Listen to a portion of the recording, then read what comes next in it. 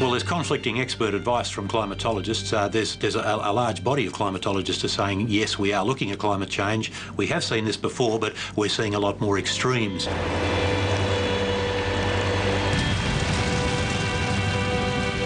That's one body of opinion. The other body is saying that, yes, increasing temperatures will have some effect on things like El Nino and La Nina, but because our recorded history is not long enough, we don't know what that effect will have. So the jury's still out on that one, I would think, but there's no doubt that the whole issue of climate change is a relevant thing to bring up in this discussion. Climate change or not, for now, Queensland had other problems. The waters from the flash floods were moving downstream.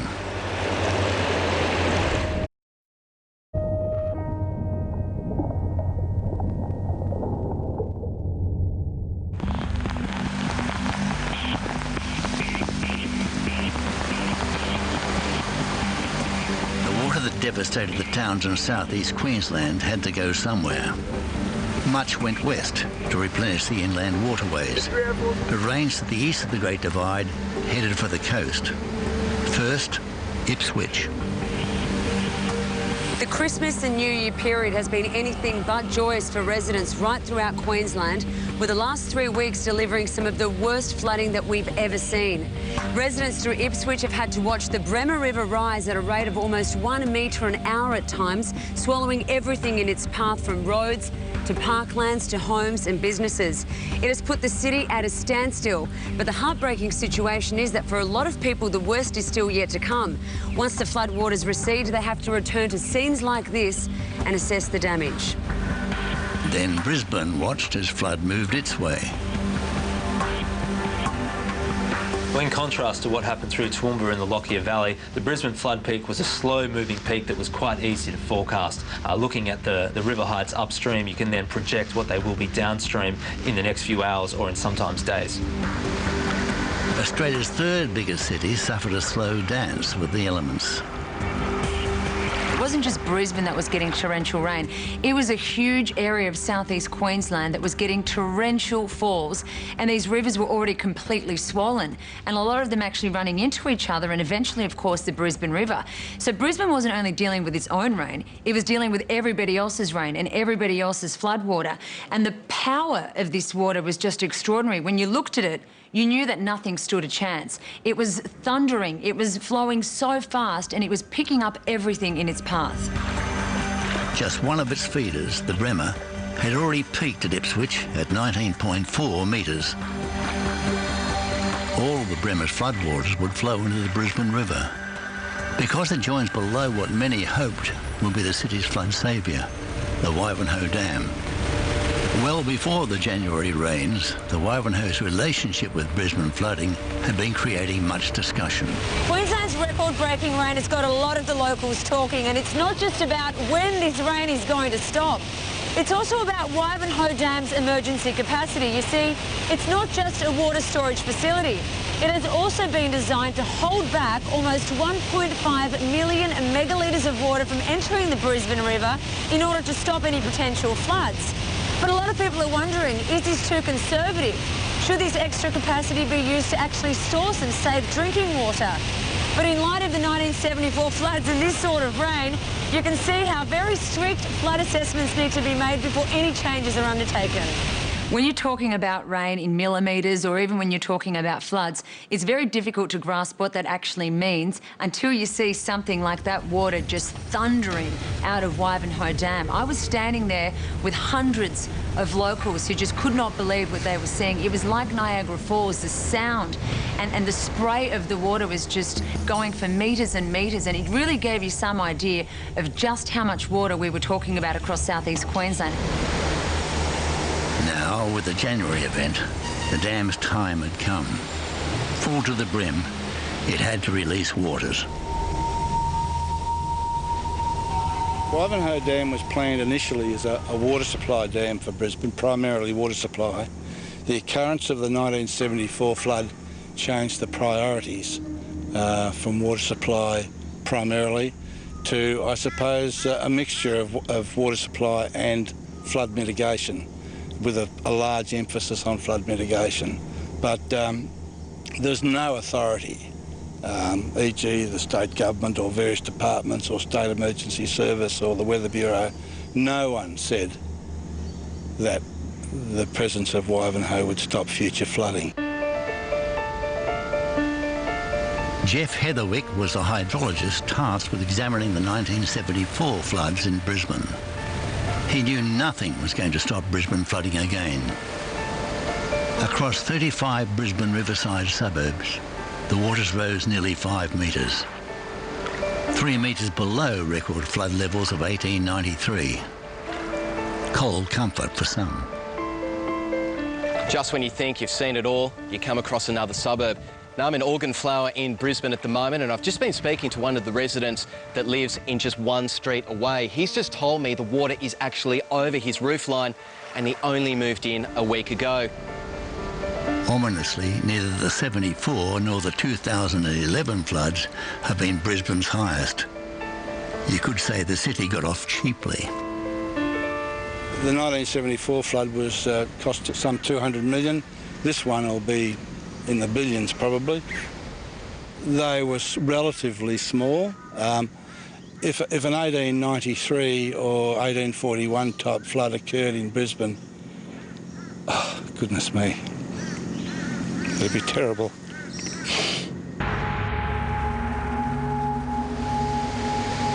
Thankfully, not one life was lost in Brisbane. Though for two boaties chasing their runaway yacht, you'd have to say it was a close call. Oh my God. Is he? Oh my God. It took him, Jay? Oh, can we help him?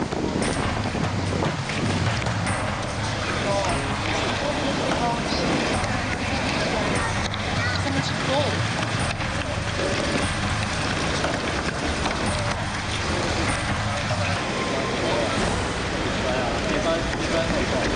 Oh my God. Oh no, look at him. Look at him.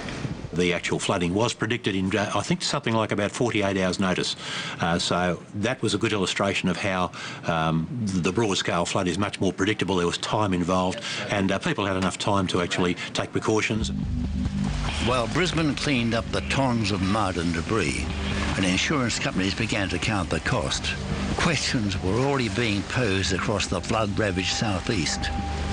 Whether to build new dams, restrict development, even bulldoze houses on the floodplain. In the spotlight once more was Queensland Premier Anna Bligh. Queensland's not the only place in the world. By and large, as human beings, we have settled by rivers for very good reasons, you know, and the idea that you would relocate London or relocate Paris or relocate Brisbane or Rockhampton, they're not feasible. So you do what you can to protect yourself, to keep people well informed, and in the worst, most vulnerable areas, you look at, you know, things like, which we will be looking at, whether a better system of levees in appropriate places might give us better protection. Floodgates on some of the creeks, whether that's something that's viable.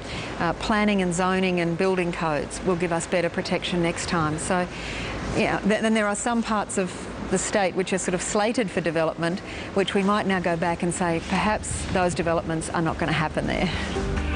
These were all questions to ponder, because unbelievably, the weather had another card to play. In a tired and battered Queensland couldn't take a trick. Just off Fiji, where the waters are warm, a low-pressure system was building. Tropical cyclone Yazi was on its way. Quite often in the past, you only knew a cyclone was coming when it actually hit the coast. Here at the Weather Channel, we knew 7 days out that there was a cyclone heading towards the Queensland coast. There are some cyclones that are very unpredictable. They make U-turns. You're very unsure exactly where they're going to go and how strong they'll be. Yasi was different. Yasi was very easy to predict, and we knew a week out that a big system was heading towards the Queensland coast. Queensland Premier Anna Bligh was staring in the face of her fourth catastrophic disaster in just 3 weeks. This is a real testament, I think, to modern forecasting. You know, we saw a cyclone like this in 1974 take out the city of Darwin in the middle of the night on Christmas Eve, and people didn't know it was coming. You know, this time we had this forecast that this might be coming, literally, you know, while there were still clouds forming over Fiji, before it even looked like a cyclone, we were being told it was potentially a Category 4, Category 5 event before it had even been declared or named. Modern forecasting relies on computer modelling of information collected from around the world, including data from buoys across the Pacific, reporting sea surface temperatures, wind speed and wind directions. It was moving over very warm sea surface temperatures. You need at least 26.5 to have a tropical cyclone develop. They're up around 28, 29 over the Coral Sea. We also had very little wind shear through the atmosphere. Tropical cyclones get torn apart with wind shear. If you have winds from one direction at the bottom of the atmosphere and winds from a separate direction at the top of the atmosphere, the system can't hold its vertical structure. And there was also outflow at the top of the storm for all the air to go. The air rushes into the centre of a cyclone, rises up through the atmosphere, but it has to go somewhere once it gets to the top. And Tropical Cyclone Yasi had a very good outflow from the top. Queensland was ready, and Yasi arrived with a vengeance.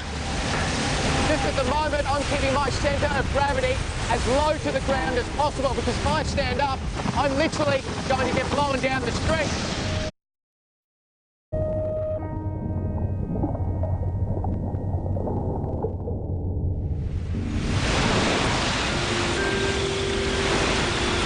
Last week of January 2011, meteorologists detected the telltale signs of a cyclone in the making. In every calculation, it showed it hitting northern Australia.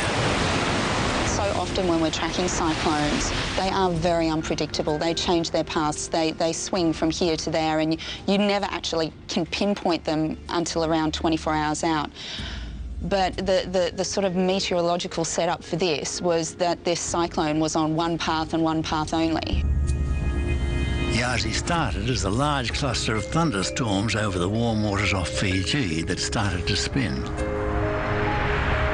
The spin of the Earth, which we call the Coriolis force, takes hold and starts to spin the cluster of thunderstorms around. And then you've got a tropical low, and if it keeps on intensifying in the right environment, it becomes a tropical cyclone. This is Tropical Cyclone Yasi as she bears down on the Queensland coast. You can see the heavy rain behind me and also the powerful winds. I must admit, it's quite a scary feeling at the moment here in Townsville, Queensland. You can be a weatherman for a very long time and never experience a weather system like this. But once again, it's a cruel blow for Queensland after one of the worst flooding disasters we've seen of all time. Tropical Cyclone Yasi shows no signs of weakening as she bears down on the Queensland coast. In weather terms, Queensland was punch drunk. The media had been saturated with images of havoc since Christmas, and the Yasi warning message was clear. We are now drawing close to the worst impact of Tropical Cyclone Yasi. We've got the warning area, which stretches across a wide area of the coastline and also extends inland all the way to the Northern Territory border. Now, when messages change, there's confusion, there's disbelief, there's it's not going to happen to me. But when the message is the same day after day after day, you get through to people. People understand that this is not changing, there's no sort of room for error here, it's going to happen. This is severe Tropical Cyclone Yasi as she crosses the northern areas of Queensland. The ferocity, the energy of this system is truly amazing. You can see the driving rain, you can see the destructive winds, and every so often, when there's a powerful wind gust, you get this moaning from above. It's like Yasi is talking to me. It's like she's trying to tell me something, and I think she's really stamping her authority and letting us know how powerful Mother Nature is. The noise of the winds is something that I've never heard before. The best way to explain it is it sounds like there's a 747 over your head just consistently. It's like this roar. It's like F-111 sitting on your roof and just roaring in a stationary position. You hear this freight train coming at you, this roar. A loud screaming noise that some people find extremely frightening and will last with them for the rest of their life. She was telling you she was there and she wasn't going anywhere anytime soon, and that she was in control, and you were sort of reminded once again of how powerful Mother Nature is and how insignificant you are.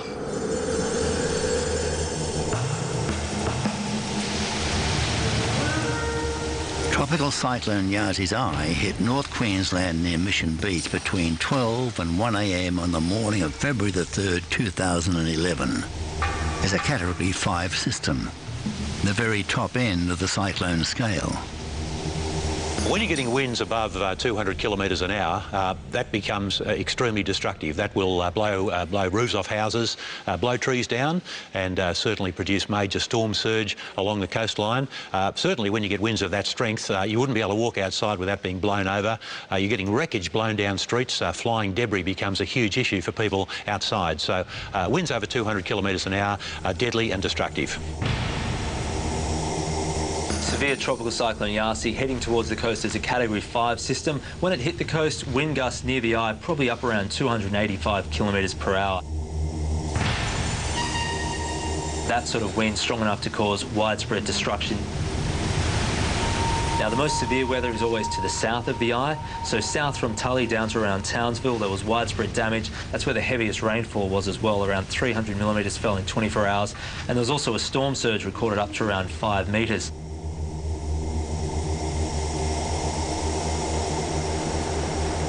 The southern edge of the eye went right through the holiday hamlets of Tully Heads and Hull Heads. Beachfront houses stood no chance against a storm surge bearing thousands of tons of water, sand and rocks.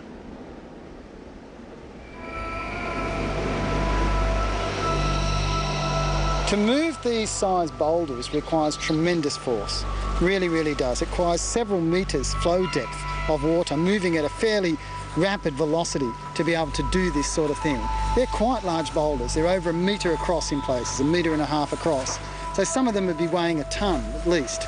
And they've just been rolled and bounced by the look of it and literally smashed into the walls of houses and knocking out brick walls that have been fronting the ocean through here. Snapping off trees halfway up, snapping off coconut trees at the base. Both the surge and the wind probably combined together. That's a tremendous force to be able to do that sort of thing. Fortunately, every resident along the beachfront had heeded warnings and left, except for the residents of one house. That would be the strongest blow I've ever been in. I've been in a few cyclones and around the edges of a few.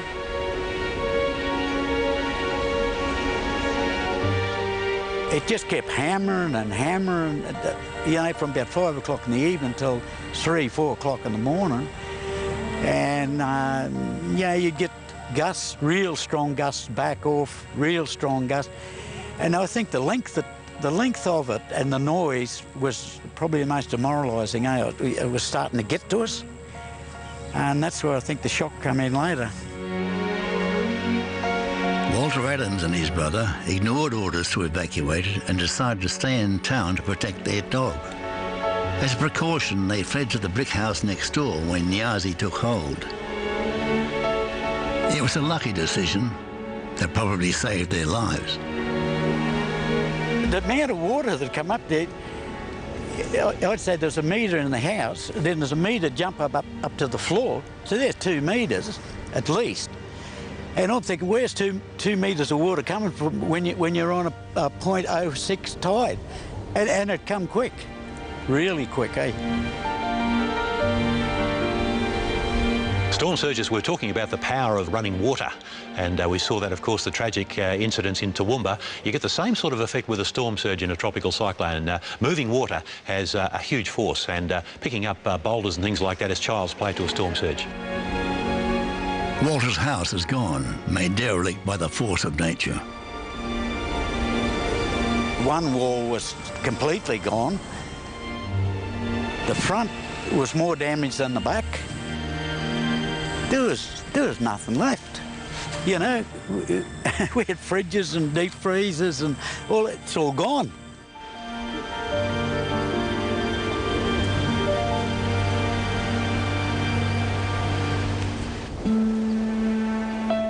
In Tully Heads, residents returned at first light, fearing for the worst and hoping to salvage something. We jumped in our car as early as we could, followed some people down through the cane paddocks and all the dirt roads, and came down here, and it was just jaw-dropping, mind-blowing, yeah.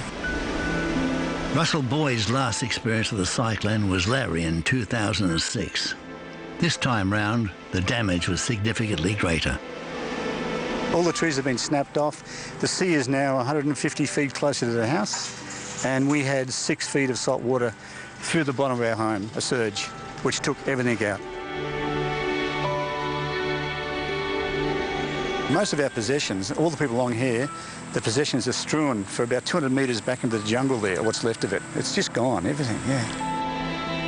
Carnage on a scale was unbelievable. It was like a bomb had hit the place, yeah. We were here for Larry, and this just left Larry for dead.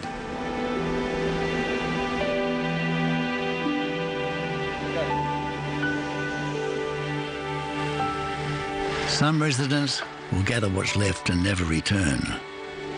Russell will move away from Tully Heads. He may come back one day and rebuild. One positive, if any positives can be drawn from such an event, is that whole communities have come together under the cloak of tragedy. Volunteers, emergency service, the military, church groups and individuals.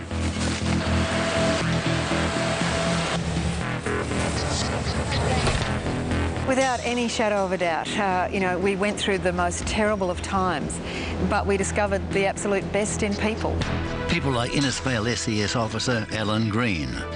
After Yazzie, his first job was to clean his own house. It tears your heart and soul out, because all your life you've tried to make something better, to give your family something good, and then, you know, within 12 hours it's gone.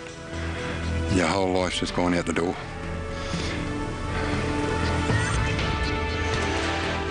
And he donned his uniform and started helping others. We fixed our place up as best we could, and then I went back into SES and tried to help others that are worse off than I am. And there's quite a few of them people out there.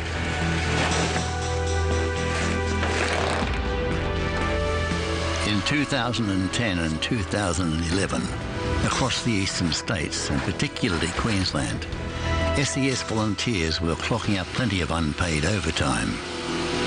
The response that the SES personnel put in, whether they're locals or from down south, was just extraordinary. They were there, they all put up their hands, ready to go, got in and done a job. A lot of the public just like to know that there's somebody there that cares, and that SES is there to help them get back to some normality. The repair bill for Yazzie's damage across North Queensland may never be fully tallied. Conservative estimates put it in the billions, and it didn't hit a major city. It also didn't restrict its damage to the beachfront communities. The power and energy of the cyclone drove it inland. As the cyclone moved inland, it was starved of its fuel, that's the warm ocean waters. It quickly weakened, but as it moved further west towards inland Australia, it also brought heavy rain and flooding to the outback, even when it was below tropical cyclone intensity. Second-generation Tully banana farmer Angelo Crema lost a lot when Yazzie hit. We had a very dry year last year. I think it might be the second driest year on record. And now we've had a cyclone, so, you know, it's very hard to predict.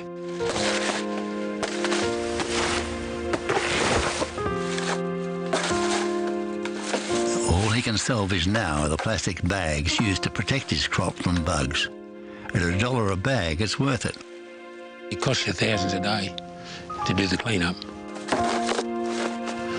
So for me to clean up this place, you know, there's 200 acres here, you're probably looking at probably 50,000 to bring it into a region where I can start working on it again. And then it just goes on from there, you know. There's no insurance. You have a loss, you wear it. So you've just got to keep going as though nothing happened and use the best. Well, you just got to go a little bit harder, I guess, and be careful, be more careful with your money. Angelo Crema can stand in line as another victim in a long line of 2011 weather victims. His banana trees will grow back, but the challenge for meteorologists is now forecasting to a nervous public what will happen next as La Niña ends. This is Australian weather. We're talking about a climate of extremes. There will definitely be drought again. There will definitely be record-breaking rain and monster cyclones coming towards our coastline. This is the nature of Australia's climate. The destructive negative impacts from flash floods to cyclones during this La Niña have been obvious for all to see. The positive impacts are more esoteric. The inland river systems of eastern and central Australia are the healthiest have been in generations. And of course, with every major event, we learn a little bit more about the power of the weather and how to forecast it. We know there will be a next time when these systems occur again. We just don't know when it will be. But we can be confident that the lessons learned over the last 2 years of extreme weather will be invaluable when La Niña strikes again.